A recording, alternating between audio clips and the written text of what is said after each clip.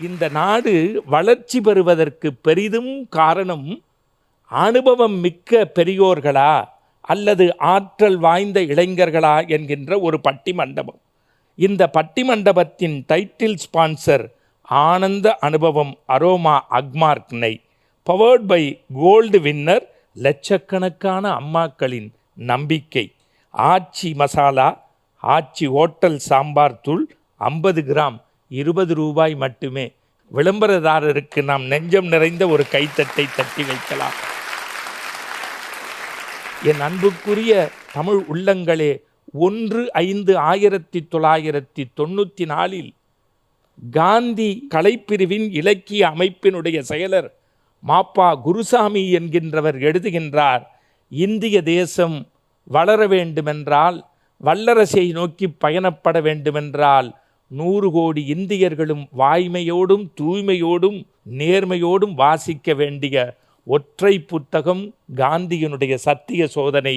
காரணம், இது ஒரு தனி மனிதனின் அனுபவம் மட்டுமல்ல, ஒரு தேசத்தின் அனுபவம் என்று மாப்பா குருசாமி சொன்னதைத்தான் இன்றைக்கு நான் உங்களுக்கு முன்னுரையாக சொல்கின்றேன்.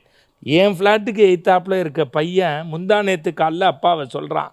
ஆச்சரியப்பட்டு போனேன். ரூம் போட்டு சிந்திப்பான் போல, அப்பா நீ என்னை என்ன வேணாலும் திட்டு, ஆனால் கழுதன்னு மட்டும் திட்டாத. அப்படி தாண்டா திட்டுவேன், கழுத அப்படின்னாரு. அப்பா திருப்பியும் சொல்கிறேன், யோசித்து திட்டு, கழுதன்னு மட்டும் திட்டாத. அப்படி தாண்டா திட்டுவேன், கழுத. எனக்கு ஒன்றும் கவலையே இல்லைப்பா. எய்த்த ஃப்ளாட்டில் அவங்க பொண்ணோட அப்பா அந்த பொண்ணை குட்டிச்சவருன்னு திட்டுறாரு.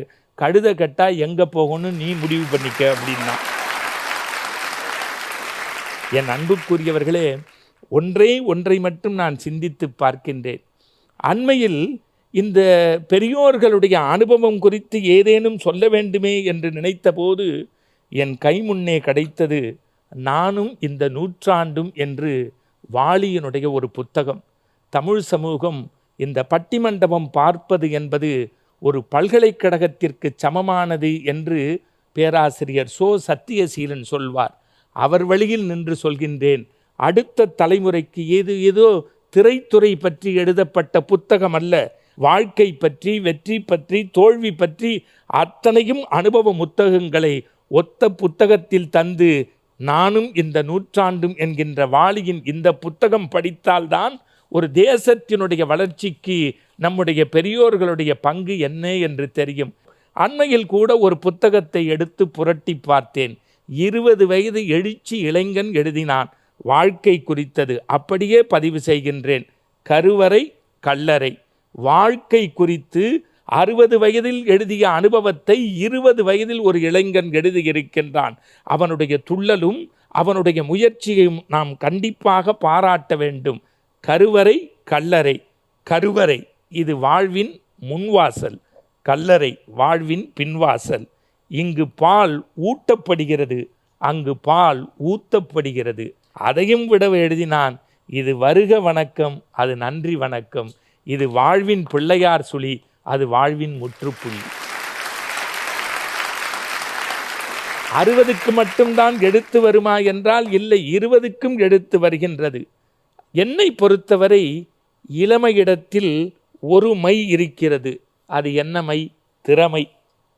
முதுமையிடம் ஒரு மை இருக்கிறது. அது என்ன மை? பொறுமை.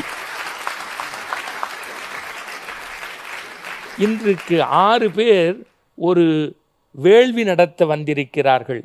நாட்டின் வளர்ச்சிக்கு பெரிதும் தேவை அனுபவமிக்க முதியோர்களே என்று சொல்வதற்கு பட்டிமண்டபத்தின் அனுபவமிக்க ரவிக்குமார் வந்திருக்கிறார். அவரை தொடர்ந்து என்னுடைய அன்பு சகோதரி சங்கீதா பழனி அவர்களை நான் நெஞ்சத்தோடு பாராட்ட கடமைப்பட்டிருக்கிறேன். அடுத்து நிறைவாக அந்த அணியை நிறைவு செய்ய எங்கள் பட்டிமன்ற குழுவினுடைய வயதான மனிதர், அவ்வளவு ஆற்றல் மிக்க என் அன்பு தம்பி உமாசங்கர் அவர்கள் அந்த அணியை நிறைவு செய்வதற்கு வந்திருக்கின்றார்கள்.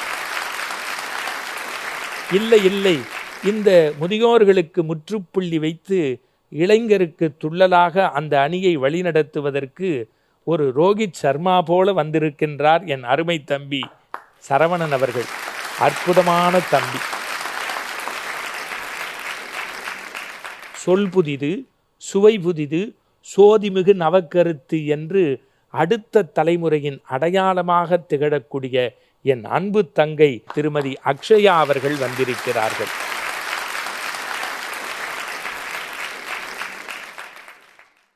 இவற்றிற்கு வலு சேர்ப்பதற்காக, சாதிப்பதற்காகவே, சரித்திரம் படைப்பதற்காகவே, இன்னும் சொல்லப்போனால் ஒரு குடிசை வீட்டுக்குள்ளிருந்து ஒரு தமிழ் இன்றைக்கு பிரகாசமாக எரிந்து கொண்டிருக்கின்றது.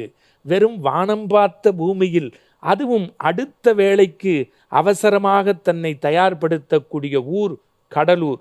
ஒரு பக்கம் கடலினுடைய பேக் வாட்டர், இன்னொரு பக்கம் காளிதாசனுடைய தமிழ் வாட்டர். நகைச்சுவைக்காக அப்படி அவர்களை சொன்னாலும் கூட 6 பேரும் பண்பாட்டு நெறியோடு இந்த தொடர் ஓட்டத்தை தொடங்க இருக்கிறார்கள்.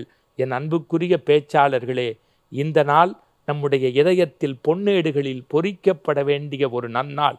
இந்த நல்ல நாளில் தேசத்தை பற்றி நாம் சிந்திக்க இருக்கிறோம் என்பதால் உங்களுடைய பேச்சில் சிரிப்பையும் சிந்திப்பையும் கலந்து அவர்களுக்கு வாழை இலையில் பந்தியிட்டு தமிழ் படைக்க வாருங்கள் என்று ஜெயா தொலைக்காட்சி சார்பாக உங்களை வேண்டி விரும்பி, நாட்டின் வளர்ச்சிக்கு பெரிதும் காரணம் அனுபவம் மிக்க பெரியோர்களே என்று அந்த அணிக்கு வடம் பிடித்து உங்கள் இதயத்தில் இடம் பிடிக்க வருகின்றார் என் அருமை சகோதரர் ரவிக்குமார்.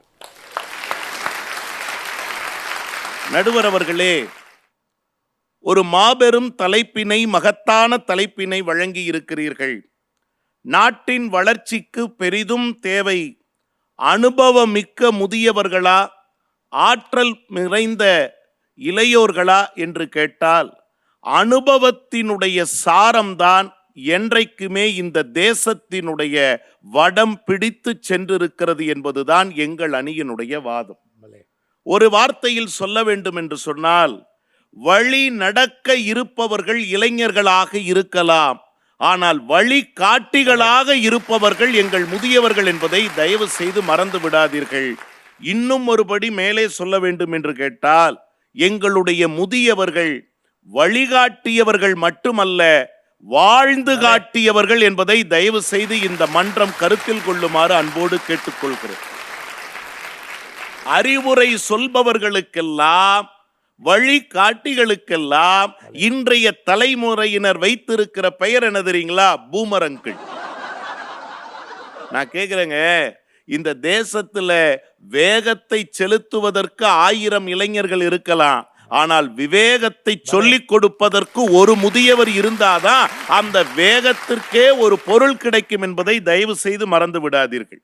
அந்த காலத்துல சொல்லுவாங்க, மூத்தோர் சொல்லும் முதுநெல்லி கனியும் முன்னே கசக்கும் பின்னே இனிக்கும்பாங்க. மூத்தோரின் வார்த்தைகளை கசப்பா நினைச்சுக்கிட்டு இன்னைக்கு பல பேர் என்ன பண்றாங்க தெரியுங்களா? இன்றைக்கு வாழ்க்கையில நல்ல சொற்களை சொன்னால் இளம் தலைமுறையினர், மூத்த தலைமுறையினரின் வார்த்தைகளை கண்டுகொள்வதே இல்லை. இது எப்படி இருக்கு தெரியுமா? கொத்துவதால் கோழிகளிடம் கோபித்து கொண்டு கழுகுகளிடம் சரணடைகின்றன குஞ்சுகள். கொத்துவதால் கோழிகளிடம் கோபித்து கொண்டு கழுகுகளிடம் சரணடைகின்றன இந்த இளம் தலைமுறை என்னும் குஞ்சுகள். அன்பிற்கும் பண்பிற்கும் உரியவர்களே, இளமை என்றால் ஆற்றல், இளமை என்றால் வேகம், இளமை என்றால் துடிப்பு. இந்த துடிப்பு, வேகம், ஆற்றல் எங்கே பயன்படுகிறது? சொல்லை பற்றி சிந்திக்க வேண்டிய இந்த சமூகத்தில் செல்லை பற்றி மட்டுமே சிந்தித்துக் கொண்டிருக்கிறார்களே. உங்களுடைய ஆற்றல் முழுவதும் எதில் வீணாகி கொண்டிருக்கிறது? நம் சொல்லுக்கு அடங்காத பிள்ளைகள் எல்லாம் நம் செல்லுக்கு அடங்கி போகிறது என்று சொன்னால், இதைவிட இந்த தேசத்தினுடைய அவமானம் என்னவாக இருக்க முடியும்? இன்னும் ஒருபடி மேலே சொல்லணும் என்றால், கருவிகள் எல்லாம் வந்துவிட்டன, உங்க முதியோர்களுக்கு அதையெல்லாம் இயக்க தெரியுமா? நாங்க நேரத்தை மிச்சம் பண்றோம்னு நிறைய சொல்லுவாங்க. உங்க நேரத்தை எப்படி மிச்சம் பண்றீங்க? செல்போனால மிச்சம் பண்றீங்க, இன்னொன்னு ஏதோ கருவிகளெல்லாம் மிச்சம் பண்றீங்க, பண்ணுங்க. ஆனா ஒண்ணு தெரிஞ்சுக்கங்க, கருவிகளால் மிச்சம் செய்த நேரத்தை கருவிகளிலேயே செலவழிக்கிறீர்கள் என்பதுதான் எங்களினுடைய வேதனை, அவமானம்.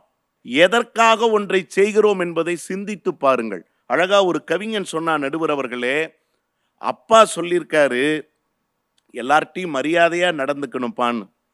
பையன் ஓடி சொன்னா, அப்பா வாசல்ல குப்பைக்காரர் வந்திருக்கார். அந்த முதுமை சொன்னது அப்பா வடிவத்தில், குப்பைக்காரரு நாம தான்ப்பா குப்பைக்காரரு, அவரு தான் சுத்தக்காரரு, நாம போடுற குப்பைகளை எல்லாம் சுத்தம் பண்றாரு பாரு, அவரைத்தான் நாம சுத்தக்காரன்னு சொல்லணும்னு வார்த்தைகளில் கூட பண்பாட்டை விதைத்தது முதுமை. நடுவர் அவர்களே, அந்த முதுமை இல்லைன்னா வழிகாட்ட முடியுமா? ஒரு கல்யாண வீட்லயோ ஏதாவது நிகழ்ச்சி நடக்கிற இடத்துலயோ ஒரு இளைஞனை பார்த்து, என்னப்பா தம்பி உங்க அப்பா அம்மா அப்படின்னா, எங்க அப்பா அம்மாவா சார், எங்கூட தான் இருக்காங்க. இந்த வார்த்தைகளை நன்றாக கவனித்து பாருங்கள். என் அப்பா எங்க அம்மா என்னோட தான் இருக்காங்க, அதுவா பெருமை?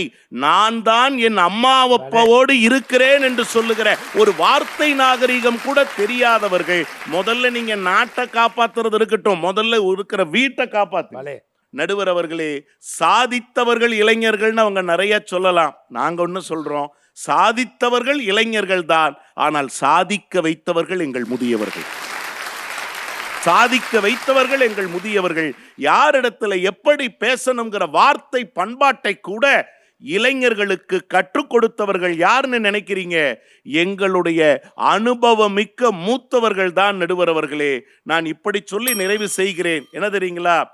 வீட்டை முதலில் காப்பாற்றுங்கள், நாடு தானாக காப்பாற்றப்படும் என்று சொல்லி என்றைக்குமே அனுபவம் நிறைந்த முதியவர்களால் தான், முதுமையர்களால் தான் இந்த தேசத்தின் வெற்றியும் இந்த தேசத்தின் பெருமையும் இருக்கிறது என்று சொல்லி, இந்த தேசத்திற்காக தன்னுடைய தேக சுகத்தை கூட தியாகம் செய்த அத்தனை நல்ல உள்ளங்களையும் இந்த இனிய நேரத்தில் இதயத்தால் அர்ச்சிப்போம். வாய்ப்பிற்கு நன்றி, வணக்கம்.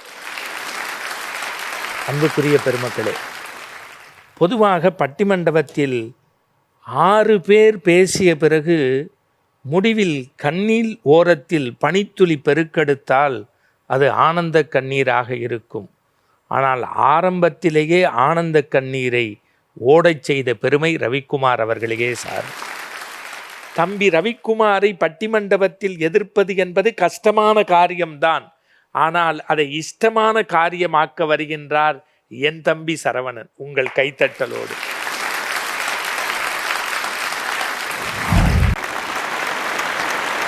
இளைஞருக்கான எழுச்சி தீபத்தை கையில் எடுத்து உங்கள் இதயத்தில் சுடர்விட்டு எறியக்கூடிய தமிழ் சுடரை ஏத்த வருகின்றார் பட்டிமண்டபத்தின் தம்பி, இல்லை இல்லை எங்கள் தும்பி சரவணன். ரொம்ப அற்புதமான ஒரு தலைப்பு.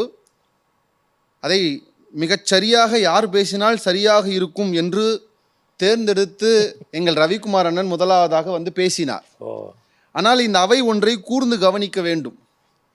முதிர்ச்சி, வயது போனது, இதெல்லாம் பேச வந்த எங்கள் அண்ணனை நீங்கள் கவனித்தால், அவர் ஒரு வெள்ளை மூடி கூட தெரியக்கூடாது என்று நேற்று முழுக்க உட்கார்ந்து டை அடித்து விட்டு, நான் ஒரு இளமையாக தெரிய வேண்டும் என்று கட்டம் போட்ட சட்டையை தேடி வாங்கி போட்டுக்கொண்டு, கண்ணாடி ஃப்ரேம் கூட பார்த்தீங்கன்னா பழைய பட்டிமன்றத்தில் போட்ட ஃப்ரேம் இல்லை, அது புது ஃப்ரேமு. ஏன்னா பட்டிமன்றத்திலே தெரிகிற போது கூட தான் இளமையாகவே தெரிய வேண்டும் என்று நினைத்து விட்டு இங்கே வந்து முதுமைக்காக பேசிவிட்டு போயிருக்கிறார். இளைஞர்கள் 24 மணி நேரமும் செல்ஃபோனோடவே இருக்கிறோமா? நியாயமாக மனசில் கை வச்சு சொல்லுங்க. காலையில் 9 மணி ஆச்சுன்னா தொய்யின்னு ஒரு பூ போட்டு குட் மார்னிங்க நாங்கள் அனுப்புகிறோமா, நீங்கள் அனுப்புறீங்களா? ஏன் சொந்த செலவிலே சூன்யம் வச்சுக்கிற? உங்கள் வயதில் இதெல்லாம் இல்லை, எங்கள் வயதில் இதெல்லாம் இருக்கிறது. எங்களுக்கு இன்னைக்கு வாட்ஸ்அப் இருக்குது, அதனால் எங்களுடைய காதலிக்கோ மனைவிக்கோ வாட்ஸ்அப்பில் மெசேஜ் அனுப்பிச்சோம். உங்கள் காலத்தில் வாட்ஸ்அப் இல்லாதப்பவே மாதத்துக்கு 300 லெட்டர் அனுப்புனது உங்கள் ஏரியா போஸ்ட்மேனை கேட்டால் தான் தெரியும். இளமை துள்ளலோடு நீங்கள் ஒரு வார்த்தையை சொல்லிவிட்டீர்கள், எங்கள் மனைவிக்கோ காதலிக்கோ என்று. மனைவி இருக்கின்ற போது காதலி இருக்கக்கூடாது, காதலி இருக்கின்ற போது மனைவி இருக்கக்கூடாது. நடுவர்களே, மனைவி என்று சொன்னது என் சம்பந்தப்பட்டது, காதலி என்பது காளிதாஸ் சம்பந்தப்பட்டது என்பதை சொல்லிக் கொள்கிறேன். நீங்கள் ஒன்றை யோசித்து பாருங்கள். நான் இப்படி சொல்கிறேன், தன் காதோறும் ஒரே ஒரு வெள்ள முடி வந்த உடனே தசரதன் எதற்காக ராமனுக்கு முடிசூட்ட நினைத்தான் என்பதை யோசித்தால், 20 வயது ஆனவுடன் அலெக்சாந்தர் அரியணையில் ஏற வேண்டும் என்று அவருடைய தந்தை பிலிப் எதற்காக முடிவெடுத்தார் என்பதை யோசித்தால், அப்துல் கலாம் எங்களை பார்த்துத்தான் கனவு காணுங்கள் என்று சொன்னாரே தவிர உங்களை பார்த்து ஒரு முறை கூட கனவு காணுங்கள் என்று சொல்லவில்லை என்பது ஏன் என்று யோசித்தால், சுவாமி விவேகானந்தர் 100 இளைஞர்களை கொடுங்கள் என்று சொன்னாரே தவிர ஒரு முறை கூட ரவிக்குமார் போல முதியவரை கொடுங்கள் என்று கேட்கவில்லையே என்று யோசித்தால், மகாகவி பாரதி ஒளிபடைத்த கண்ணினாய் வா வா வா, உறுதி கொண்ட நெஞ்சினாய் வா வா வா என்று 3 முறை எங்கள் 3 பேரை மட்டுமே ஏன் கூப்பிட்டார் என்பதை யோசித்தால் இந்த தலைப்பை நீங்கள் புரிந்து கொள்ளலாம். என்னையும் கொஞ்சம் சேர்த்துக் கொள்ளுங்களே. இப்பவே தீர்ப்பு சொன்னா சேர்ந்துக்கலாங்கய்யா. நீங்க ரியாலிட்டியா பேசுங்க. நாட்டின் வளர்ச்சிக்கு யாரு அவசியம்ங்கிறது தான் கேள்வி. நான் 2 விஷயத்த சொல்றேன், உண்மையான சம்பவத்தை சொல்றேன். நமக்கு சீனாவை நல்லாவே தெரியும், பக்கத்துல தான் பார்டர்ல இருக்கு. சார் 2016 சீனா ஒரு அறிக்கை விட்டது, என்னன்னா எவனாவது ஒரு பிள்ளைக்கு மேலே பெற்றுக்கிட்டீங்கன்னா நல்லா இருக்காது பார்த்துக்கங்கன்னு சொல்லிச்சு. ஆனால் இன்னைக்கு இப்போ 2021 மே மாதம் ஒரு நியூ பர்த் பாலிசின்னு ஒன்று சீனா வெளியிட்டுது. இறந்தம்மா சொல்லிச்சு, ஒவ்வொரு குடும்பமும் கட்டாயமாக 3 குழந்தைகளையாவது பெற்றுக்கொள்ள வேண்டும்னு சொல்லிச்சு. ஏன்டா இப்படி ஒரு பாலிசியை போட்டோன்னு சொன்னால் அதுக்கு சீன அரசு என்ன தெரியுமா சொல்லிச்சு, முன்னாடி போட்ட பாலிசியால் எங்கள் நாட்டில் முதியவர்கள் அதிகமாயிட்டாங்க, இளைஞர்கள் கம்மி ஆயிட்டாங்க, அதனால் எங்கள் நாட்டின் பொருளாதாரமே சீர்கெட்டு போய்விட்டது, மீண்டும் இளைஞர்கள் தொகை அதிகமாக வேண்டும் என்பதால் 3 குழந்தைகளை பெற்றுக்கோங்கன்னு சொன்னாங்க. ஞாபகம் வச்சுக்கோங்கண்ணே, 3 குழந்தைய பெற்றுக்கணும்னு சொல்லியிருக்கேன். சார் நம்ம நாடு இருக்கு இந்தியா, இளமையான நாடுன்னு பேர். ஆனால் இந்தியா மாதிரி பழமைக்கு பழமையான புராணங்களும் இதிகாசங்களும் பழமைக்கு பழமையான ரிஷிகளும் முனிவர்களும் வாழ்ந்த இந்த நாடு இளமையான நாடு ஏன் தெரியுமா சொல்றாங்க? உலக மக்கள் தொகையில் 17% இளைஞர்கள் இந்தியாவில் மட்டுமே இருப்பதாலே இதை இளமையான நாடு என்று உலகம் சொல்கிறது. இப்போ முதுமை இருந்தாலே நாடு வளரும் அப்படின்னா ஏன் சார் யூபிஎஸ்சி சிவில் சர்வீஸ் எக்ஸாமும் 32 வயசுக்கு மேலே எழுதக்கூடாதுங்கிறான். உமாசங்கரன் எல்லாம் ஏஜ் பார் ஏத முடியாது, பெரியப்பா சித்தப்பா வயசாகுதுப்பா, அவ்வளோதான். அவர் ரிட்டையர்ட் ஆகி வேலை செஞ்சுட்டு இருக்கார் பாவம். சார் அடுத்து பேங்கிங் வந்தீங்கன்னா ஒரு சாதாரண போஸ்டிங் பேங்க் செய்யணும் கூட 30 வயசுக்கு மேலே பேங்கிங் எக்ஸாம் எழுதுறதுக்கு அனுமதி இல்லை. அவ்வளோ ஏன் சார் ரயில்வே துறையில் வேலைக்கு போனோம்னா கூட ஒரு ஸ்டேஷன் மாஸ்டர் ஆகணும்னா 32 வயதுக்கு மேலே இருக்கிறவங்க அப்ளை பண்ணுறதுக்கு தகுதி இல்லை.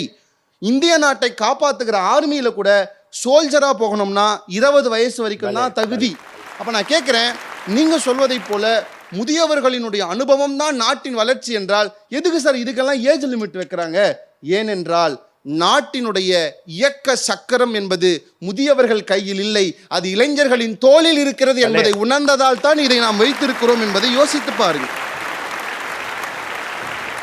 ஒரு நாட்டினுடைய வளர்ச்சி அப்படிங்கிறது சும்மா சாதாரணமாக நீங்கள் சொல்ற மாதிரி வீட்டு வளர்ச்சி மட்டும் கிடையாது.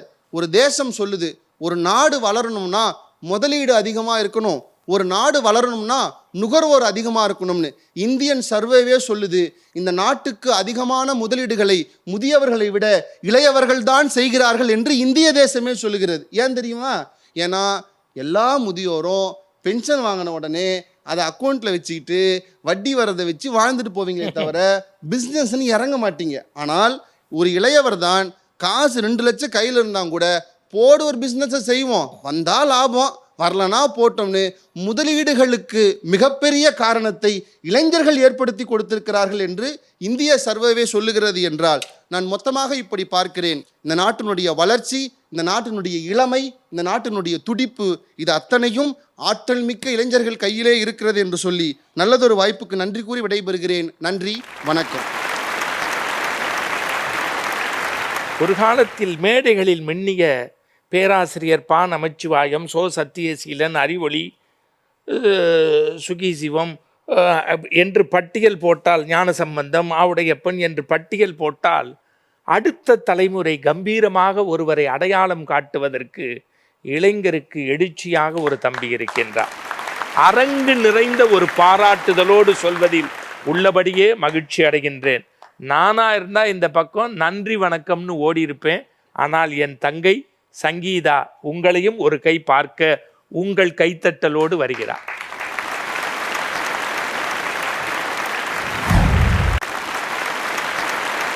அன்புக்குரியவர்களே, இப்பொழுது சங்கீதா அவர்களுடைய நிலையை பார்த்தால் ஒரு போதி மரத்து புத்தனை போல நின்று கொண்டிருக்கிறார்கள்.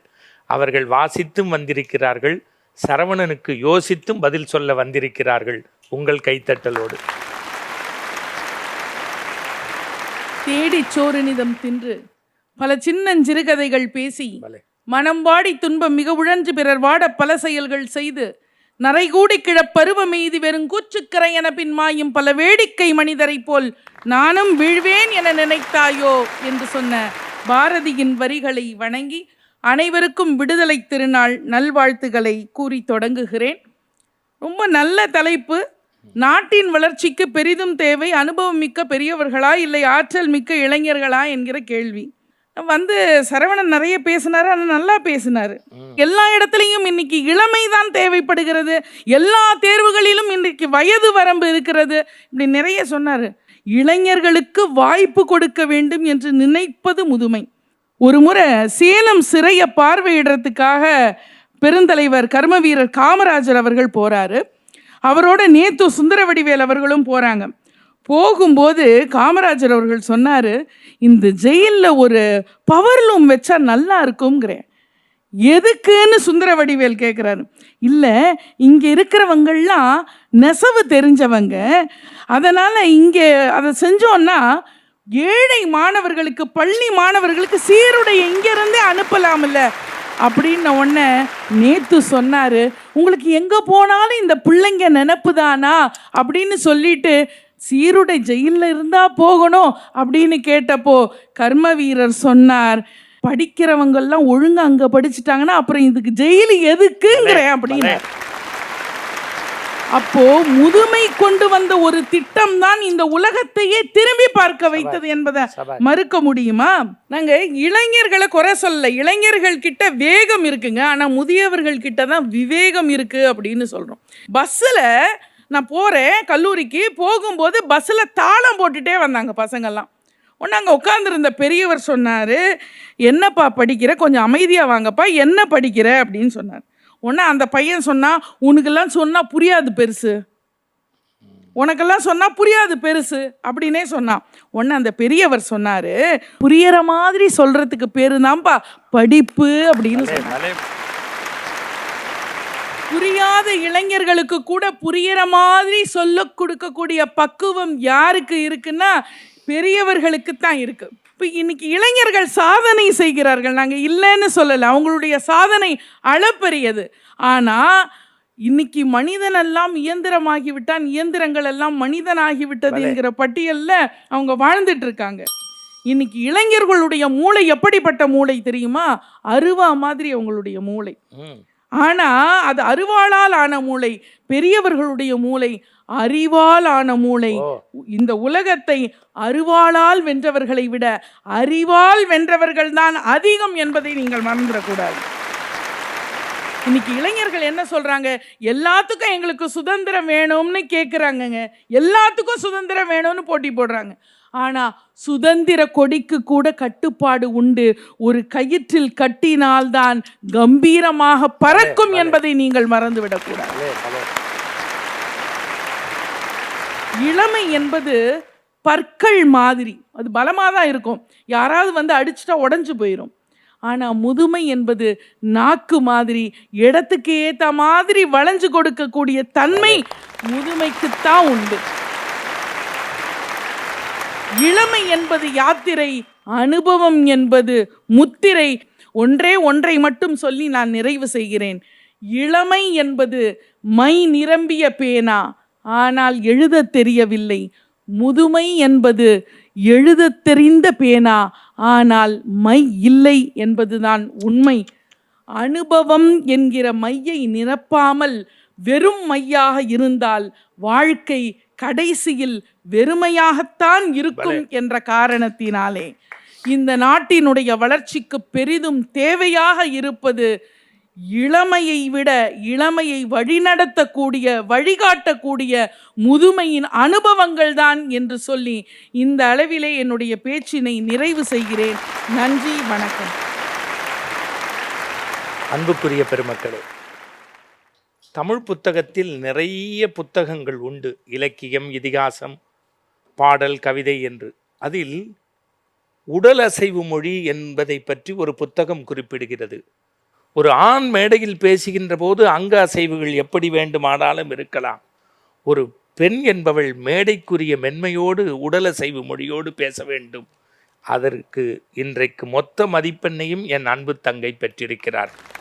சரவணன் பேசிய பிறகு ஒரு இடி இடித்த பிறகு அந்த இடி அணைக்கக்கூடிய தாயாக அர்ஜுனா அர்ஜுனான்னு சொல்லுவாள்ல, அந்த மாதிரி நல்ல அனுபவ முத்திரைகளை கர்ம வீரர் காமராஜரை கண்முன்னே கொண்டு வந்து நிறுத்தினார்.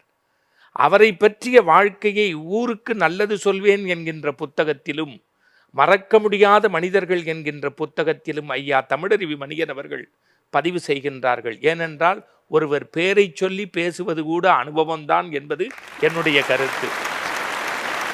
இப்பொழுது அவரை மறுத்து பேசுவதற்கு தன்னால் முடிந்த முயற்சியையும் பயிற்சியையும் அடுத்த தலைமுறை பட்டிமண்டபத்திற்கு தொடர்ச்சியாக எடுத்து வரக்கூடிய நம்பிக்கை நட்சத்திரம் நல்லதங்காய் அக்ஷயா வருகின்றார். உங்கள் பாராட்டுகள்.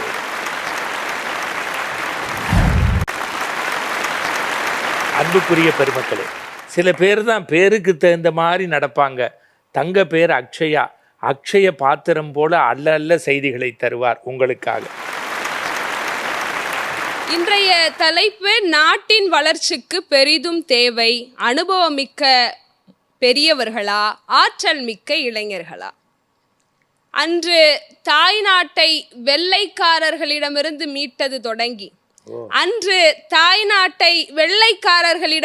மீட்டது தொடங்கி, இன்று வயநாட்டை வெள்ளத்திலிருந்து மீட்டது வரை தாய் மண்ணிற்காகவும் மக்களுக்காகவும் அன்போடும் அக்கறையோடும் போராடி வருகிற ஆற்றல் மிக்க இளைஞர்கள் தான் நாட்டின் வளர்ச்சிக்கு தேவை. இன்றைக்கு இருக்கிற சமூக பிரச்சனைக்கும் அகிலத்தில் ஏற்பட வேண்டிய மாற்றத்திற்கும் உடனடி தீர்வு வேண்டுமானால் அதற்கு ஆற்றல் மிக்க இளைஞன் தான் தேவை. அதுதான் எங்களுடைய வாதம். நாங்கெல்லாம் அந்த காலத்துல அப்படியே நீங்க ஆரம்பிச்சு சொல்லி முடிக்கிறதுக்குள்ள அவன் கூகுளில் மேப்பை போட்டு ட்ரைவ் பண்ணிட்டு இயர்ஃபோன்ஸில் கிளைண்ட் மீட்டிங் அட்டன் பண்ணிட்டு இபி பில்லை ஃபோன்பே பண்ணிட்டு வீக்கெண்ட் சினிமாவுக்கு தேட்டரில் டிக்கெட் புக் பண்ணி முடிச்சிடுறான். நடுவர் அவர்களே, இன்னைக்கு அவ்வளவு வேகமாக உலகம் போய்கிட்டு இருக்கு. இதில் வருத்தம் என்னன்னா, இளைஞர்களாகிய எங்களுடைய உணர்வு எதிரணியில் இருக்கிற 3 முதியவர்களுக்கு தான் புரியல. 20 வயது இளைஞர் உங்களுக்கு கூடவா புரியல? இது ரொம்ப இன்ட்ரெஸ்டிங்கா இருக்குமா. அடுத்த பட்டிமன்றம் மட்டும் இல்லம்மா, இன்னும் 50 பட்டிமன்றத்துக்கு நீ விட்டுமா சார். இன்னைக்கு இளைஞன் எவ்வளவு குறை சொன்னாங்க, அவன் என்ன சார் செய்யல? சேலத்துல ஒரு இளைஞர்கள் குழுவா சேர்ந்து கருவேல மரத்தை வெட்டி வீழ்த்துறத ஒரு தொடர் பணியா செஞ்சுக்கிட்டு இருக்கான். தேனியில இளைஞர்கள் சேர்ந்து பக்கத்துல இருக்கிற மலைவாழ் மக்களுக்கு மகளிருக்கு கழிப்பறை கட்டி கொடுக்கும் உன்னத பணியை செஞ்சுட்டு இருக்கான். இன்னும் பல ஊர்கள்ல இளைஞர் குழுக்கள் ஏரிகளை தூர்வாரும் பணியை செய்து கொண்டிருக்கிறார்கள். ஆக ஒரு நாட்டின் அரசாங்கம் செய்ய வேண்டிய வேலைகளை இன்றைய இளைஞன் சத்தமே இல்லாம செஞ்சுக்கிட்டு இருக்கான். ஒரு கண்ணாடி வாங்கி கொடுத்துட்டு உபயம்னு ஒரு நீளத்துக்கு பேர் எழுதல உங்கள மாதிரி.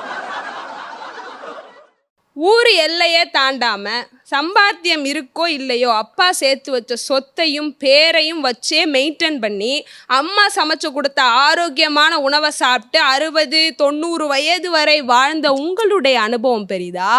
20 வயசு ஆன உடனே ஊரை விட்டு ஊர் வந்து கிடைச்சதை சாப்பிட்டு கிடைச்ச இடத்துல தூங்கி எல்லா ஊர் மக்களையும் பார்த்து பழகி உல்லாச உலகம் ஒன்று கண்முன்னே இருந்தாலும் சுய கட்டுப்பாடோடு வாழ்கிறான இன்றைய இளைஞன், அவனோட அனுபவம் பெரிதா? நான் ஆற்றல் மிக்க இளைஞர்கள்னு சொல்லும்போது இந்த பையன் எனக்கு ரொம்ப பிடிக்கும். ரொம்ப ஒல்லியான உருவம், ஒரு திருநீர் போட்டு ஒரு கண்ணாடி போட்டுட்டு ரொம்ப அப்பாவி மாதிரி இருப்பார். அவர் பேர் பிரக்யானந்தான்னு பேர். சார் 6 முறை உலக சாம்பியன்ஷிப் பட்டத்தை வென்ற நீங்கள் எல்லாம் சொல்லுவது போல அனுபவம் வாய்ந்த மேக்னஸ் கால்சன் மண்டையை பிச்சுட்டு உட்காந்துருக்காரு சார். அடுத்த மூவ் எப்படி பண்றதுன்னு தெரியாம. ஆனா நம்மாலு பிரக் என்ன பண்றாரு, நாற்காலியில் அப்படி சாஞ்சு நகத்தை பார்த்துட்டு இருக்கான் சார். முடிஞ்சா நவுத்தி பாரு சார். ஒரு ஆட்டோகிராஃபுக்காகவும் போட்டோவுக்காகவும் ஒரு இளம் தமிழரின் பின்னால் உலகத்து மக்கள் எல்லாம் ஓடி வருகிறார்கள் என்று சொன்னால் அப்படிப்பட்ட இளைஞனின் ஆற்றல் தான் இன்றைய நாட்டின் வளர்ச்சிக்கு தேவைன்னு சொல்றேன். நீங்க சொன்னீங்களே இன்னைக்கு இருக்கிற இளைஞர்களுக்கு மரியாதை தெரியல, எதிர்த்து பேசுறான். இப்படி இவ்வளவு சாதனையும் செஞ்சு முடிச்சுட்டு பிரக்யானந்தா அப்படி பேட்டி கொடுக்கறதுக்கு உட்காந்துருக்கான் சார். அப்போ பக்கத்தில் முன்னாள் கிராண்ட் மாஸ்டர் விஸ்வநாத் ஆனந்த் அவர்களும் அமர்ந்திருக்கிறார். அவர்கிட்ட ஒரு கேள்வி கேட்குறாங்க பத்திரிகையாளர்கள். உடனே விஸ்வநாத் ஆனந்த் அவர்கள் எழுந்து நிற்கிறார். உடனே அருகில் இருந்த பிரக்ஞானந்தாகவும் குகேஷ் என்ற வீரரும் சேர்ந்து எழுந்து நின்று அவர்களுக்கு மரியாதை கொடுத்தார்கள் என்று சொன்னால் இன்றைய இளைஞருக்கு ஆடவும் தெரியும், அடிப்பணியனவும் தெரியும்.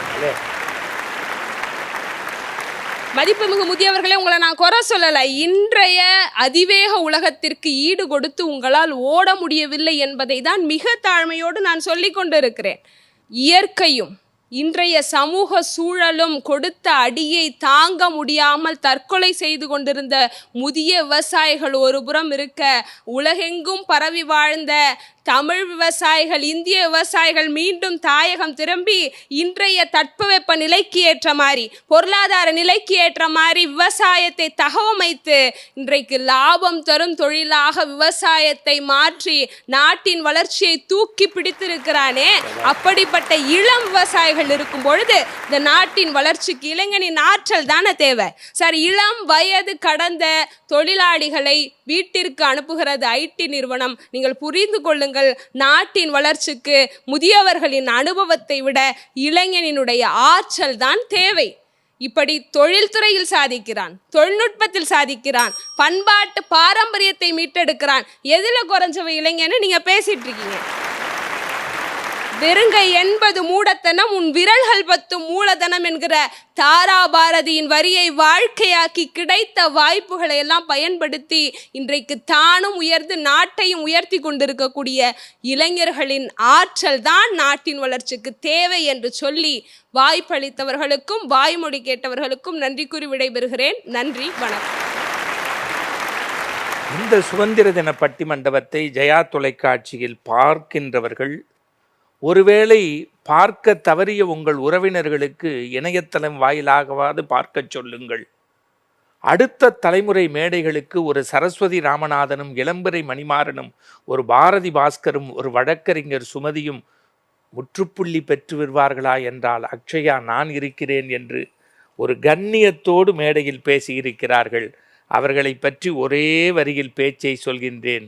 சில பேர் பட்டிமண்டபம் பேசினால் பட்டிமண்டபத்தில் மாற்றம் வரும், சில பேர் பட்டிமண்டபம் பேசினால் பட்டிமண்டபம் ஏற்றம் பெறும்.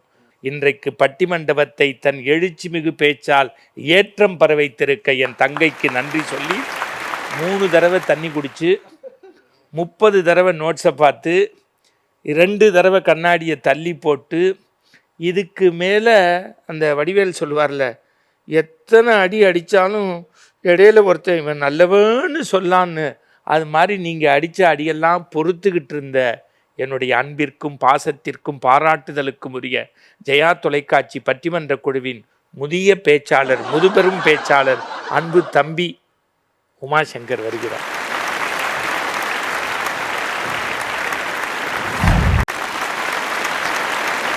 நாட்டின் வளர்ச்சிக்கு பெரிதும் தேவை ஆற்றல் மிக்க இளைஞர்களை காட்டிலும் அனுபவம் மிக்க பெரியோர்களே என்று பொறுப்புணர்ந்து பேச வந்திருக்கிறார் உங்கள் கைத்தட்டலோடு என் அருமை சகோதரர் உமாசங்கர். நடுவர் அவர்களே, எதிரணியிலிருந்து அன்பு தம்பி சரவணன் அவர்கள் பேசும்போது சொன்னார், காதோறும் ஒரே ஒரு நரச்ச முடி வந்த உடனே தசரதன் ஆட்சியை யார் பக்கம் கொடுத்தார், யாருக்கு ஆட்சி கொடுக்கணும்னு நினைச்சார், இளைஞனுக்கு தானே கொடுக்கணும்னு நினைச்சார் அப்படின்னார். ஆட்சியை கொடுக்கணும்னு நினைச்சது யாரு தம்பி? சரியான வாய்ப்பை சரியான நேரத்தில் யாருக்கு கொடுக்க வேண்டும் என்கிற அனுபவம் பெற்றவர்கள் தான் பெரியோர். கனவு காணுங்கள் கனவு காணுங்கள்னு கலாம் அவர்கள் யாரை பார்த்து சொன்னார்? இளைஞர்களை பார்த்தானே சொன்னார் அப்படின்னு ரொம்ப பெருமையா சொன்னார். சொல்லி கொடுத்தது யாரு? ஒரு பெரியவர் தானே. ஒரு பெரியவர் கனவு காண சொன்னாருங்கிற அந்த விஷயத்தை மூடி மறைச்சிட்டு மற்ற விஷயத்தை மட்டும் ஃபோக்கஸ் பண்ணுறீங்களே. இன்னொன்று வேற சொன்னார், வயது வரம்புன்னு ஒன்று வச்சுருக்காங்களே யூபிஎஸ்சி எக்ஸாமுக்கு.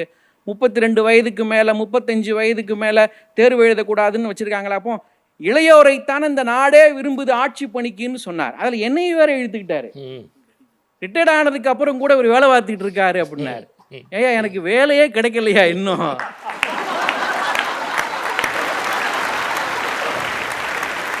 இந்திய ஆட்சி பணியில் இருக்கக்கூடிய மிகச்சிறந்த ஆளுமைகளை தேர்ந்தெடுக்கிறதுக்கு யாரை உட்கார வச்சுக்கிறாங்க? ஏற்கனவே அனுபவம் பெற்ற ஆளும் திறமை கொண்ட ஒரு பெரியவர்களைத்தான் தேர்ந்தெடுப்பதற்காக உட்கார்த்தி வச்சுக்கிறாங்க. அப்படின்னா ஒரு நாட்டினுடைய வளர்ச்சிக்கு ஊன்றுகோலாக இருப்பது யாரு? பெரியவங்க. அதை மறந்துட்டு பேசுறீங்க. குரூப் 1 எக்ஸாமுக்கும் டிஎன்பிஎஸ்சி எக்ஸாமுக்கும் ஏன் படிக்கிறீங்க? மனம் திறந்து சொல்லவா? மாசம் ஆனா அரசாங்க சம்பளம் கிடைச்சி லைஃப்ல செட்டில் ஆகலாங்கிறதுக்காக படிக்கிறீங்க சார். நீங்க தேசத்தினுடைய வளர்ச்சிக்காக படிக்கிறீங்க. ஆனா இந்த வேப்ப மரத்தை காப்பாற்றுவதற்காக, நம் நாட்டின் மஞ்சளை காப்பாற்றுவதற்காக தான் வேலை பார்த்த அரசு வேலையை தூக்கி போட்டுட்டு உலக நீதிமன்றத்தின் முன்னாடி போய் நின்று வேப்ப மரத்துக்கு காப்புரிமை கேட்ட மற்ற நாடுகளுக்கு எதிராக வாதிட்டு வேப்ப மரத்தையும் மஞ்சளையும் காப்பாத்தினது யாரு? இயற்கை வேளாண் விஞ்ஞானி போராளி நம்மாழ்வார்ங்கிற பெரியவர் இல்லையா? அந்த பெரியவர் இல்லைன்னா இதெல்லாம் நமக்கு கிடைச்சிருக்குமா? என்னங்க பேசுறீங்க நீங்க? அப்போ இளையோர்ட்ட இன்னைக்கு பலவீனம் இருக்கு, பலமும் இருக்கு. நான் அதை ஏத்துக்கிறேன். இவங்களுடைய பலம் என்ன, இவங்களுடைய பலவீனம் என்ன தெரியுமா? அறிவை பொருளாக்குதல் இவர்களுடைய பலம். ஆனால் பொருள் தேடும் அறிவு மட்டுமே போதும் என்று நினைப்பது இவர்களுடைய பலவீனம். நடுவர்களே, இவருடைய பலவீனம். ஏங்க பெரியவர்கள் உங்களுக்கு தேவையா இல்லையா? எல்லாமே நாங்களே பண்ணி கிழிச்சிருவோம்னு பேசுனீங்களே. சங்க இலக்கியம் சொல்லி கொடுத்துட்டு போயிருக்கு. மூத்தோர் சொல் அமுதம்னு சொன்னான் சார். அமுதத்திற்கு இணையான அந்த சொல் உங்களுக்கு வேண்டாமா? இந்த நாட்டினுடைய வளர்ச்சிக்கு அது தேவையில்லையா? ஒரு பள்ளிக்கூடத்துக்கு முன்னாடி இருக்கிற வேப்ப மரத்தடியில ஒரு பாட்டி கடை போட்டிருக்கிறான். 50 ரூபாய் முதலீடு. ஒரு சாக்கு பையில வடுமாங்காயை வாங்கிட்டு வந்து அதை 50 கூறுகளா வச்சு வியாபாரம் பண்றா பாட்டி. தான் விற்கிற மாங்காய் மேல, வடுமாங்காய் மேல ஈ எறும்பு அண்டக்கூடாது அப்படின்னு வேப்ப இலையை வச்சு இப்படி விசிறிக்கிட்டே உட்கார்ந்துருக்கிறா. அதிகாலை 6 மணிக்கு கடையை திறந்தவ சாயந்தரம் 6 மணிக்கு கடையை கட்டும்போது அவளுக்கு கிடைக்கிற லாபம் வெறும் 50 ரூபாய். இந்த காட்சியை சொல்லிட்டு ஒரு கவிஞர் எழுதுறாரு பாருங்க. நண்பர்களே, 50 வயதிலேயே சாய்வு நாற்காலி தேடும் உலகத்தில் 80 வயதிலும் உழைத்து சாப்பிட வேண்டும் என்று நினைக்க கிராமத்து பாட்டி தான் இன்றைய இளைஞர்களுக்கு ரோல் மாடல். நடுவர்கள் 1954ஆம் ஆண்டு பெருந்தலைவர் காமராஜர் அவர்கள் முதலமைச்சராக தேர்ந்தெடுக்கப்படுறார். தன்னை எதிர்த்து போட்டியிட்ட திரு சி சுப்பிரமணியம் அவர்களையும் திரு பக்தவச்சலம் அவர்களையும் மந்திரி சபையில சேர்த்துக்கிட்டார். எல்லாரும் கேட்குறாங்க, என்னங்க உங்களை எதிர்த்தவங்க, உங்க எதிரி, அவங்களையும் நீங்க மந்திரி சபையில சேர்த்துக்கிட்டீங்களே, இதெல்லாம் நியாயமா அப்படின்னு கேட்ட உடனே காமராஜர் ஒரு பதில் சொன்னார் பாருங்க. என்னை எதிர்த்தவர்கள் என்பது ஒரு பக்கம் இருக்கட்டும், ஆனா அவங்களுடைய அனுபவம் இந்த நாட்டுக்கு பயன்படட்டும்னு காமராஜர் சொன்னார். அப்போ ஒரு பெரியவர்களால தான் மிகச்சிறந்த முடிவுகளை எடுக்க முடியும். இப்போ நான் ஒரு கேள்வி கேட்குறேன்.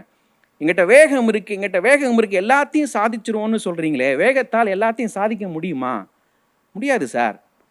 நடுவர் அவர்களே, ஒரு காலத்துல கோடை காலம் வந்ததுன்னு வைங்க, வீட்டில் உள்ள பெரியவங்கெல்லாம் அச்சப்படுவாங்களாம். ஏன் தெரியுமா? பெரியம்மைன்னு ஒரு நோய் இருந்தது. இப்போ இல்லை சார், அது பெரிய ஒரு மாற்றம் தான் அது. அப்போ பெரியம்மைங்கிற ஒரு நோய் இருக்கும்போது கோடை காலத்துல மக்கள்லாம் பதறுவாங்களாம். தெருவுக்கு 10-20 குழந்தைங்களை பாதிச்சிடும் அந்த நோய்.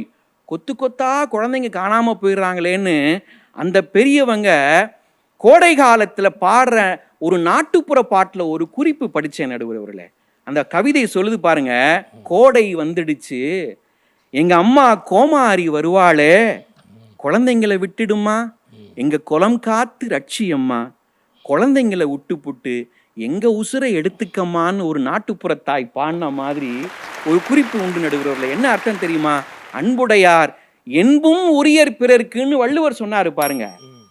அந்த குறட்பாவை கடைபிடிக்கிறவங்க எப்போதும் பெரியவர்கள் தான். அந்த பொதுநலம் தான் ஒரு நாட்டினுடைய வளர்ச்சிக்கு ரொம்ப முக்கியமான ஒரு விஷயம்னு நாங்க சொன்னா, வேகம்தான் முக்கியம்னு பேசுறீங்களே. ஒரே ஒரு விஷயம் சொல்றேன், எல்லாமே தனக்கே கிடைச்சிடும் சுயநலத்தோடு வாழ்றவங்க இன்றைக்கு இருக்கக்கூடிய இளையோர். அவங்க ஒரு நாட்டினுடைய வளர்ச்சியை தீர்மானிக்கவே முடியாது. ஒரு சம்பவம் சொல்லி முடிக்கிறாங்க. இயக்குனர் ராஜு முருகன் தன்னுடைய நண்பரை பார்க்கறதுக்காக போறார். டி நகரில் இருக்கிற நண்பரை பார்க்க போறார். அவர் அரசு பணியிலிருந்து இப்பதான் ஓய்வு பெற்றவர். 2 பெண் பிள்ளைகளை படிக்க வச்சு கல்யாணம் பண்ணி கொடுத்து வாழ்க்கை முழுக்க ஓடிக்கிட்டே இருந்தவர். இப்போ தான் அவருக்கு ஓய்வு கிடச்சிருக்கு. வீட்டில் இருப்பாருன்னு நினச்சி பார்க்க போகிறார். ஆனால் அவர் வீட்டில் இல்லை. அவங்களுடைய துணைவியார்கிட்ட கேட்குறார், அண்ணாச்சி இல்லையா? பாண்டி பஜாரில் போய் பாருங்க, ரோட்டில் நிற்பார். நான் சொன்னால் எங்கே கேட்குறாரு உங்கள் அண்ணாச்சி அப்படின்னு அந்த அம்மா சலிச்சுக்கிறாங்க. நேராக பாண்டி பஜாருக்கு போகிறார். பாண்டி பஜாரில் நடு ரோட்டில் நின்று பரபரப்பாக டிராஃபிக்கை கிளியர் பண்ணி விட்டுக்கிட்டு இருந்தார் அந்த பெரியவர், ஓய்வு பெற்றவர். கொஞ்ச நேரம் கழித்து ஒரு தேநீர் சாப்பிட்டுக்கிட்டே இயக்குனர் ராஜு முருகன் கேட்குறார், அதான் பணியிலிருந்து ஓய்வு பெற்றுட்டீங்கல்ல, பேசாமல் வீட்டில் இருக்க வேண்டியதானே, ஏன் இங்கே வந்து இந்த சச்சரவில் நின்றுட்டு இருக்கிறீங்கன்னு கேட்ட உடனே அந்த பெரியவர் சொன்னதாக வட்டியும் முதலும் என்கிற நூலில் ராஜமுருகன் எழுதுகிறார். அந்த பெரியவர் சொன்னாராம், அடப்பாப்பா, மற்றவங்களுக்காக ஏதாவது பண்ணும்போது தான் நாம் உசுரோடு இருக்கிறோங்கிற ஃபீலிங்கே வருதுப்பா அப்படின்னு அந்த பெரியவர் சொன்னதாக ராஜமுருகன் எழுதுகிறாரு. நண்பர்களே, இந்த உலகத்தில் தனக்கு மட்டுமே எல்லாமே கிடைக்கணும்னு நினைக்கிற இளையோரை விட பொது நலத்துக்காகவே வாழ்கிற பெரியவர்களினுடைய அந்த அனுபவம் தான் நாட்டினுடைய வளர்ச்சிக்கு தேவை. நீங்கள் அழகான ஒரு தலைப்பு கொடுத்துருக்கிறீங்க, நாட்டினுடைய வளர்ச்சிக்கு பெரிதும் தேவை அனுபவம் மிக்க பெரியவர்களா ஆற்றல் மிக்க இளைஞர்களான்னு என்கிட்ட கேட்டா, நாட்டினுடைய வளர்ச்சிக்கு பெரிதும் தேவை ஆற்றல் மிக்க இளைஞர்களே. அந்த ஆற்றல் மிக்க இளைஞர்கள் எப்போது உருவாவார்கள் தெரியுமா? அனுபவம் மிக்க பெரியவர்களால் தான் அவர்களை உருவாக்க முடியும் என்று சொல்லி நல்ல வாய்ப்பிற்கு நன்றி கூறி அமர்கிறேன். நன்றி, வணக்கம். உமாசங்கர் அவர்களுடைய பேச்சை பகுதி பகுதியாக பிரித்து ஒரு ஆய்வுக் கட்டுரையே இன்றைக்கு சமர்ப்பிக்கலாம் என்கின்ற வகையில் மிக ஒரு நீண்ட தெளிவான ஒரு தெள்ளத் தெளிந்த கருத்துக்களை சொன்னமைக்கு முதலில் அரங்கு நிறைந்த பாராட்டு. ஆனால் அடுக்குமொழியில் வர்ணிப்பதை விட ஒரே வரியில் சொல்கின்றேன், சிலர் பேசினால் பட்டிமண்டபம் உயிரோடு இருக்கிறது, சிலர் பேசினால் பட்டிமண்டபம் உயிர்ப்போடு இருக்கிறது. உயிரோடு இருக்கக்கூடிய பட்டிமண்டபங்களை உயிர்ப்போடு மாற்றி காட்டக்கூடிய அன்பு தம்பிக்கு பாராட்டு. இப்பொழுது நிறைவாக உங்கள் இதயங்களை தொட வருகின்றார். இவரை பற்றி அதிகம் அறிமுகம் சொல்வதை விட படிக்கின்ற திருக்குறளைப் போல நன்றி என்கின்ற 3 எழுத்து மந்திரத்திற்கு விசுவாசத்தின் அடையாளமாக இருக்கக்கூடிய அடுத்த தலைமுறை தம்பி காளிதாஸ் அவர்கள் உங்கள் கைத்தட்டலோடு இளைஞர்களின் எழுச்சியை என்று நிறைவு செய்ய வருகின்றார் வாதத்தை.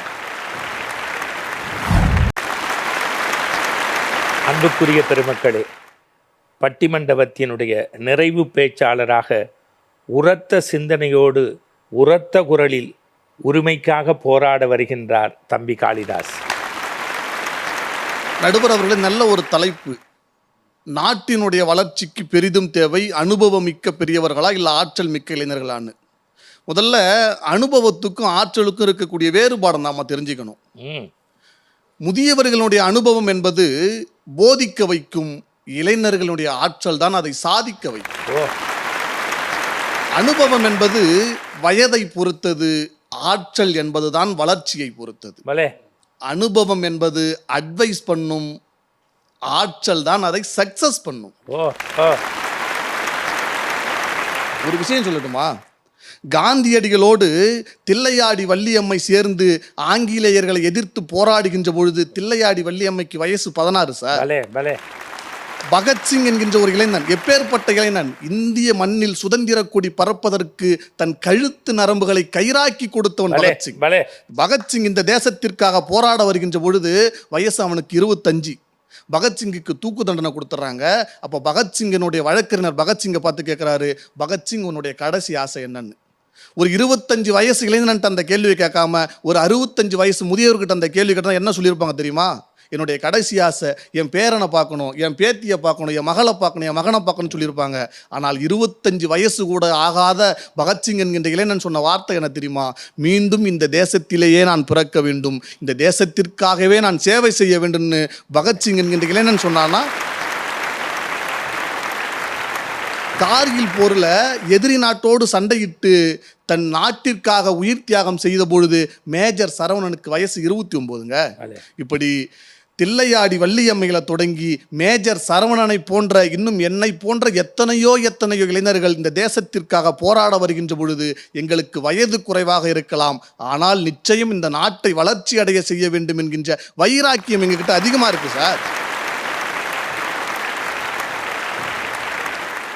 நடுவர் அவர்களே, அண்மையில் ஒரு வீடியோ ஒன்று பார்த்தேன். ஒரு 25-26 வயசு இருக்கக்கூடிய ஒருத்தர் ஒரு ஹோட்டல் வச்சு நடத்திக்கிட்டு இருக்காரு. அந்த ஹோட்டலுக்கு ஒரு 85 வயசு இருக்கிற ஒரு மூதாட்டி சாப்பிட போகலான்னு நினைக்கிறா. அவள் கையில் பார்த்தா ஒரே ஒரு கிழிஞ்ச ரூபா நோட்டு தான் இருக்குது. அந்த கிழிஞ்ச நோட்டை கடைக்காரர்கிட்ட எடுத்து போய் கொடுத்தா அவர் சாப்பாடு கொடுப்பாரா இல்லை நம்மளை திட்டுவாராங்கிற ஒரு பயம் ஒரு பக்கம். சரி, என்னதான் இருந்தாலும் அந்த கிழிஞ்ச ரூபா நோட்டை எடுத்துக்கிட்டு போய் அந்த கடைக்காரர்கிட்ட கொடுக்கலான்னு அந்த பாட்டி போகிறா. அந்த கடைக்காரரும் அந்த கிழிஞ்ச 10 ரூபா நோட்டை வாங்கி பார்த்துட்டு கல்லாப்பெட்டியில் போட்டுக்கிட்டு ஒரு சாப்பாட்டு பொட்டலத்தை எடுத்து கையில் கொடுக்குறாரு. அந்த கிழவி அந்த சாப்பாட்டு பொட்டலத்தை கையில் எடுத்துக்கிட்டு ஒரு மர நிழலில் உட்காந்து பிரித்து சாப்பிடும்போது கீழே கமெண்ட்ஸில் ஒருத்தர் போட்டிருக்காரு சார், கிழிந்த ரூபாய் நோட்டை மாற்றுவதற்கு கிழவி படும் பாடோ வறுமையின் உச்சம், கிழிந்தது என தெரிந்தும் கிழவியின் பசியை போக்கி அந்த கடைக்காரரோ மனிதநேயத்தின் மிச்சம் என்று சொன்னால், இன்னைக்கும் பிபி இருக்கிறவங்க, சுகர் இருக்கிறவங்க, உடல் ஊனமுற்றவங்க, உடல் நலம் முடியாதவங்க, ஆதரவற்றவங்கன்னு ஒரு இடத்தில் இருந்து இன்னொரு இடத்திற்கு பயணம் செய்கின்ற பொழுது நமக்கு ஏதாவது ஒன்று ஆயிடுச்சுன்னா நம்மளை காப்பாற்றுவதற்கு இறைவன் வருவான் என்கின்ற நம்பிக்கையை விட எங்கிருந்தாலும் ஒரு இளைஞன் வருவான் என்கின்ற நம்பிக்கையில தான் ஓடிக்கிட்டு இருக்கோம்னா, இன்னைக்கு வயநாட்டை நம்ம செய்தித்தாள்கள்லையும் தொலைக்காட்சிகளையும் பார்க்கும்பொழுது அடுத்து என்ன நடக்குமோ ஏது நடக்குமோ நமக்கெல்லாம் பயமாக இருக்குது. ஆனால் என்ன நடந்தாலும் என் தேசத்து மக்களை நாங்கள் கைவிட மாட்டோம், காப்பாற்றுவோம் என்று 35 வயது இருக்கக்கூடிய சீதா ஷெல்கே என்கின்ற ஒரு பெண் மேஜர் தலைமையில் 17 மணி நேரத்தில் 190 மீட்டர் அளவுள்ள ஒரு இரும்பு பாலத்தை இந்திய ராணுவம் ஏற்படுத்தி கொடுத்தது என்று சொன்னால், இந்திய ராணுவம் ஏற்படுத்தி கொடுத்தது இரும்பு பாலம் அல்ல, என் நாட்டு மக்களை நாங்கள் உயிரை கொடுத்த காப்பாற்றி விடுவோம் என்கின்ற நம்பிக்கையின் பலம் இல்லையா அது? மாரியப்பன் எடுத்துக்கோங்க, சேலம் மாரியப்பன் தான் மாற்றுத்திறனாளியாக இருந்தாலும் கூட இந்த சமூகத்தை மாற்றும் திறனாளி என்று பாரா ஒலிம்பிக்ல போய் கலந்துக்கிட்டு இந்தியாவிற்கான தங்கப்பதக்கம் வாங்கி கொடுத்தாருன்னு சொன்னாலும், ஆதனங்கோட்டை ஜெயலட்சுமி வறுமை தன் குடும்பத்தினுடைய கதவை அடைத்த பொழுதும் தனக்கு வந்த அத்தனை உதவிகளையும் சுயநலம் பார்க்காமல் பொதுநலத்தோடு தன் கிராமத்தில் இருக்கக்கூடிய அத்தனை பெண்களினுடைய மானத்தை காப்பதற்கு வீட்டுக்கு ஒரு கழிப்பறையை ஏற்படுத்தி கொடுங்கள்னு சொன்ன போதும், ஒரு 9 வயசு இருக்கக்கூடிய ஒரு சிறுமி தான் சேர்த்து வைத்திருந்த சிறிய தொகையை எல்லாம் கொரோனா நிவாரண நிதிக்காக கொடுத்த போதும், இதையெல்லாம் தாண்டி ஒவ்வொரு பெண்ணுமே பிள்ளைகளை சுமப்பதினால்தான் தாயாவார்கள். ஆனால் வயநாட்டில் தாயை இழந்த அத்தனை பச்சிளம் குழந்தைகளுக்கும் கேரள மாநிலம் இடுக்கியை சேர்ந்த பாவனா என்கின்ற ஒரு இளம்பெண் தாய்ப்பால் கொடுக்க முன்வந்தாள் என்று சொன்னால், பிள்ளைகளை வயிற்றில் சுமப்பதினால் தாயான பெண்களுக்கு மத்தியில் பிள்ளைகளை வயிற்றில் சுமக்காத பிள்ளைகளுக்கும் தாய்ப்பால் கொடுத்து வயநாட்டிற்கே ஒரு பெண் தாயானாள் என்று சொன்னால் நாட்டினுடைய வளர்ச்சி யாரை நம்பி சார் இருக்கு? நடுவர் அவர்களே, நிறைவா இப்படி சொல்லி நான் முடிக்கிறேன். இந்த நாட்டினுடைய வளர்ச்சி அனுபவம் மிக்க பெரியவர்களை காட்டிலும் ஆற்றல் மிக்க இளைஞர்களிடத்தில் தான் அதிகம் இருக்கிறது என்று கூறி நல்லது ஒரு வாய்ப்பிற்கு நன்றி கூறி அத்தனை பேருக்கு நன்றி கூறி விடைபெறுகிறேன். நன்றி, வணக்கம். உண்மையிலேயே ஒரு இளமையினுடைய யதார்த்த பேச்சு எப்படி இருக்கும் என்பதற்கு ஓர் அடையாளம் தம்பியினுடைய பேச்சு. அவருக்கு ஒரு அரங்கு நிறைந்த பாராட்டு. ஒட்டுமொத்தமாக ஜெயா தொலைக்காட்சி நிர்வாகம், நேயர்கள், விளம்பரதாரர்கள், தொழில்நுட்ப கலைஞர்கள் அனைவர் சார்பாகவும் இந்த 6 பேருக்கும் அரங்கு நிறைந்த பாராட்டு. நான் மீண்டும் மீண்டும் தற்பெருமைக்காக சொல்லவில்லை என் அன்புக்குரிய தமிழ் சொந்தங்களே. 6 பேரும் இன்றைய பட்டிமண்டபத்தை பொறுத்தவரை அறத்தோடும் பேசினார்கள், தரத்தோடும் பேசினார்கள். தகுதிமிக்க இந்த சான்றோர்களை தமிழ் சமூகம் கைகூப்பி வணங்கி நன்றி சொல்ல கடமைப்பட்டிருக்கிறேன். நான் இப்பொழுது நேரடியாக தீர்ப்புக்குள் வருகின்றேன். சாதாரண உயிரற்ற மரம் பட்டை உரிக்கிறது, பாம்பு சட்டை உரிக்கிறது. ஆனால் இன்றைக்கு மானுடன் 6 அறிவு படைத்தவன் தன்னைத்தானே சுய பரிசோதனை செய்து கொள்ள வேண்டாமா? எப்பொழுது அவன் தன்னை சுய பரிசோதனை செய்து கொள்கின்றானோ அன்றுதான் வளர்ச்சியின் தொடக்கம் என்று நமக்கு நூல்கள் கற்றுத்தருகின்றது. இளைஞர்களை பற்றி இவர்கள் பட்டியல் போட்டார்கள். அதில் இதிகாசம் வந்தது, புராணம் வந்தது, இலக்கியம் வந்தது. நான் கூட நினைத்து பார்க்கின்றேன், சிறுவர் ஞானசம்பந்தனுக்கு பல்லக்கு தூக்கினாரே நாவுக்கரசர், அதற்கு என்ன காரணம்? இளைஞருடைய எழுச்சிதானே. என் அன்புக்குரியவர்களே, இந்த பக்கம் திரும்பி பார்க்கின்றேன். 30 வயது நிறைம்பாத ஒரு காவி உடைக்குள் இருந்த ஒரு நரேந்திரனுடைய ஒவ்வொரு சொல்லையும் இந்திய தேசமல்ல உலகமே எழுமின் விடுமின் என்று கேட்டதே அந்த விவேகானந்தருடைய எழுச்சி தானே காரணம். இன்னும் இப்படி உடைத்து சொல்கின்றேன், 32 கோடி மக்கள் செய்ய வேண்டியதை 32 கோடி மக்கள் செய்ய வேண்டியதை 32 வயதிற்குள் செய்தானே ஆதிசங்கர பகவத்பாதா. அதற்கு காரணம் என்ன? வடக்கு கிழக்கு மேற்கு தெற்கு என்று நடந்து நடந்து இந்த மண்ணில் அத்வைதத்தை பரப்பிய அந்த எழுச்சியை மறக்க முடியுமா? இளமை சாதாரண விஷயம் அல்ல. அண்மையில் 2020 வேர்ல்டு கப்பை நம்ம ஜெயிக்கிறோம். சூரியகுமார் யாதவ் கடைசி அந்த ஒரு சிக்ஸருக்கு போகிற பால வெளியில் போய் ஏரில் நின்று பிடிச்சி உள்ளே கொண்டு வந்து பிடிச்சிட்டாரு.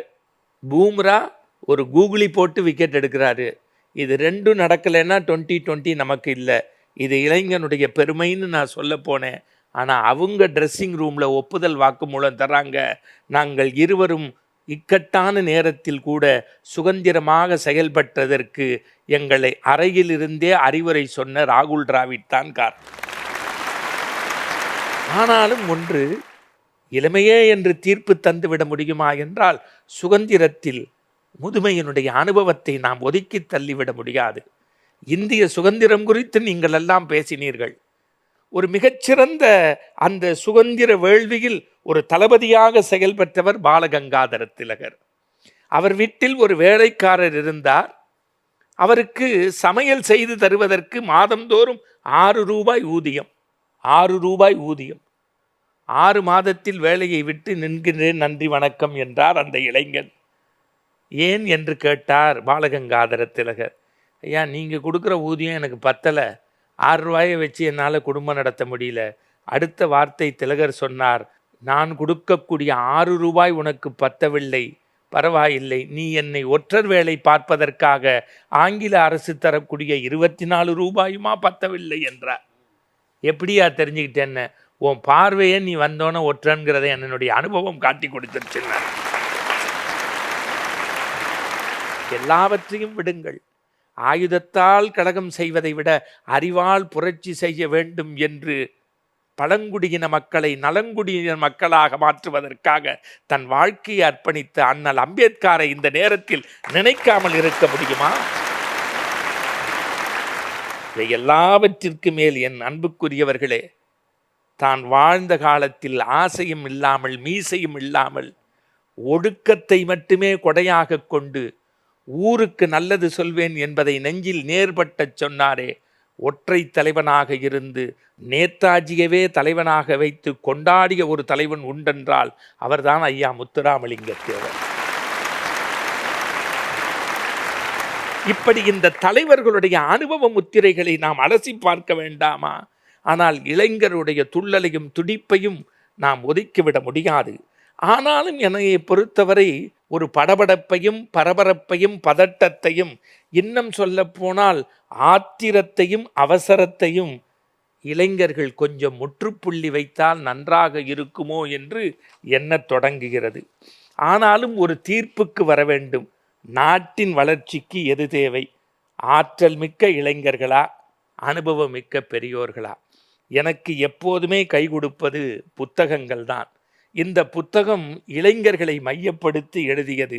நீங்கள் அதிகமாக சுவாமிகளை சொன்னதால் நானும் சுவாமி சுத்பவானந்தா எழுதிய இளைஞனே ரிலாக்ஸ் ப்ளீஸ், நான் சாட்சியத்தோடு தான் மேடைக்கு வந்திருக்கின்றேன். இளமையா அனுபவமா, இளமையா அனுபவமா? ஒரு நாடோடி கதையை பதிவு செய்கின்றார். மனிதனுக்கு மட்டுமல்ல, விலங்குக்கும் வளர்ச்சி பற்றிய அக்கறை உண்டு. ஒரு குட்டி குரங்கு கையில் விதையை எடுத்து வந்து தாய் குரங்கிடம் சொன்னது, நான் இந்த மண்ணில் தோட்டமிட்டு செடியை பூக்கச் செய்து மரமாக்கி காய்த்து பறித்து சாப்பிடுவேன் என்று உல்லாச கொண்டாட்டத்துடன் விதையை விதைத்தது. நாட்கள் சென்றன, செடியும் வரவில்லை, மரமும் வரவில்லை. தாய் குரங்கிடம் போய் வருத்தப்பட்டது. சரி, நீர் ஊற்றினாயா?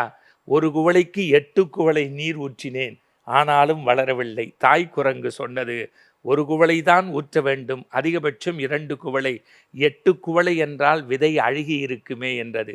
சத்தியமாக அழுகாது, அது தரம் நிரந்தரமான விதை என்றது. எப்படி உனக்கு தெரியும்?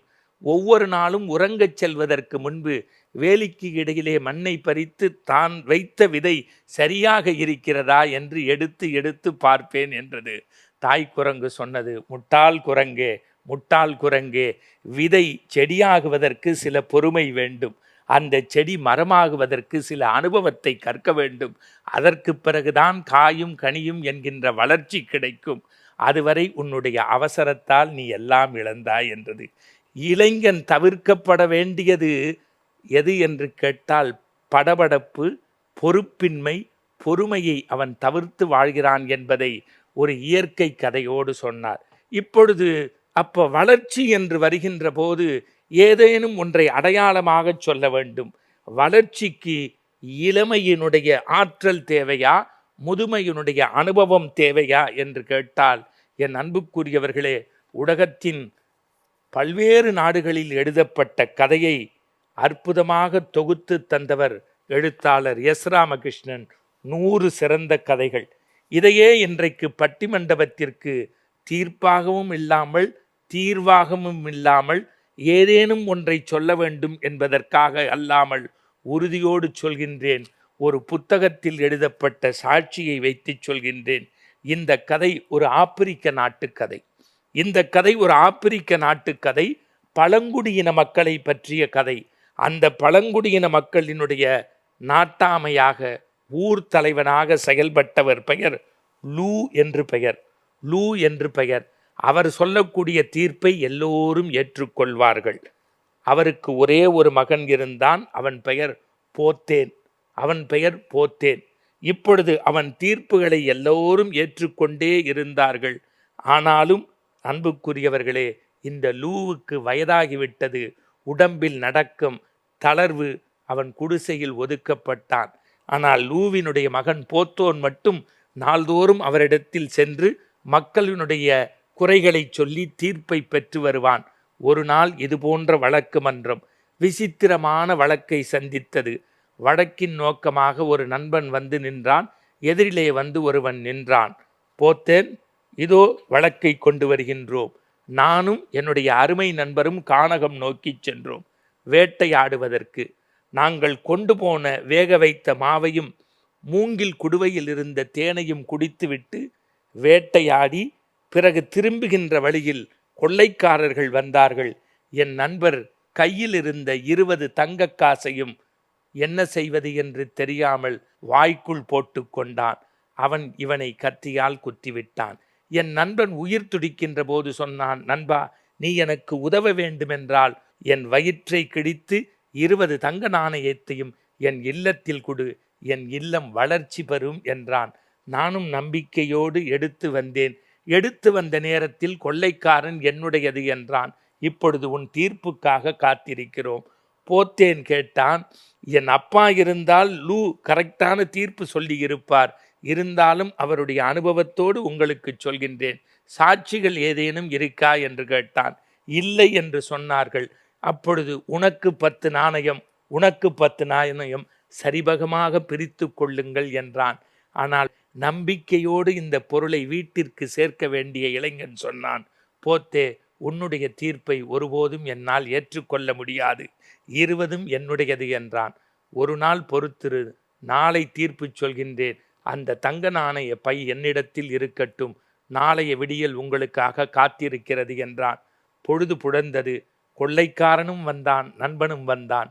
போத்தே ஒரே ஒரு தீர்ப்பை சொன்னான், 20 நாணயமும் நண்பா உன்னுடையது, கொள்ளைக்காரனை பிடித்து கட்டுங்கள் என்றான்.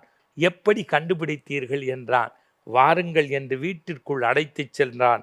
அதுவரை இந்த பழங்குடியின மக்களுக்காக தீர்ப்பு சொன்ன லூ இறந்து எலும்புக்கூடாக இருந்தான். பக்கத்தில் ஒரு மண் தட்டில் கொட்டப்பட்டிருந்த தங்க நாணயங்களை சுற்றி தேனீக்கள் வட்டமிட்டு கொண்டே இருந்தது. இதிலிருந்துதான் தீர்ப்பு சொன்னேன் என்றான். எப்படி?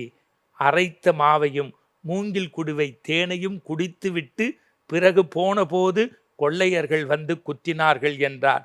அந்த தேனுக்குள் மாட்டிய தங்க நாணயத்தில் ஈக்கள் வந்து மொய்த்து எடுக்கிறது. இதை வைத்து என் தீர்ப்பை சொன்னேன் என்றான். அவன் கைகூப்பி வணங்கினான். காரணம், அனுபவ முத்திரைதான் ஒரு தீர்ப்புக்கு எப்போதுமே கை கொடுக்கும். அந்த வகையில் 2 புத்தகங்களை அடிப்படையாக வைத்து இன்றைய பட்டிமண்டபத்திற்கு ஒரு தீர்ப்பு சொல்கின்றேன். உண்மையிலேயே நான் தொடக்கத்தில் சொன்னேன், இளைஞரிடத்தில் இருப்பது எண்ணமை, திறமை. பெரியவரிடத்தில் இருப்பது எண்ணமை, பொறுமை. ஏன் திறமை பெரிதா பொறுமை பெரிதா என்று போட்டியிடுவதை விட திறமையும் பொறுமையும் இந்த தீர்ப்புக்கு உதவும் வகையில் கைதூக்கி போராடுவதை விட கையிணைத்து ஒன்று சேரலாமே, கைதூக்கி போராடுவதை விட கை சேர்த்து ஒன்று சேரலாமே என்கின்ற வகையில் பார்த்தால் நான் எப்படி சொல்கின்றேன், வானம் என்னும் தேசத்தில் வளர்ச்சி என்கின்ற கொடியை நடுவதற்கு, வானம் என்ற தேசத்தில் வளர்ச்சி என்கின்ற கொடியை நடுவதற்கு ஆற்றல் மிக்க இளைஞன் ஒளிபடைத்த கண்ணோடும் உறுதி கொண்ட நெஞ்சோடும் தெளிவு பெற்ற மதியோடும் புறப்பட்டு வரட்டும். வானம் வசப்படுவதற்கு இந்த முதுமை ஏணியாய் உதவட்டும். ஆம், இவர்கள் வாயிலாகவே சொல்கின்றேன், நாட்டின் வளர்ச்சி புதிய பாதையில் புதிய பயணமாக விடியட்டும். அந்த பயணம் தேசத்தின் வளர்ச்சியாக இருக்கட்டும். மீண்டும் ஒரு நல்ல சந்தர்ப்பத்தில் உங்களை சந்திக்கும் வரை நெஞ்சம் நிறைந்த நன்றி வணக்கம் கூறி வந்தே மாதரம், ஜெய்ஹிந்த் என்று எங்கள் குழுவினரோடு விடைபெற்றுக் கொள்கின்றோம். நன்றி, வணக்கம்.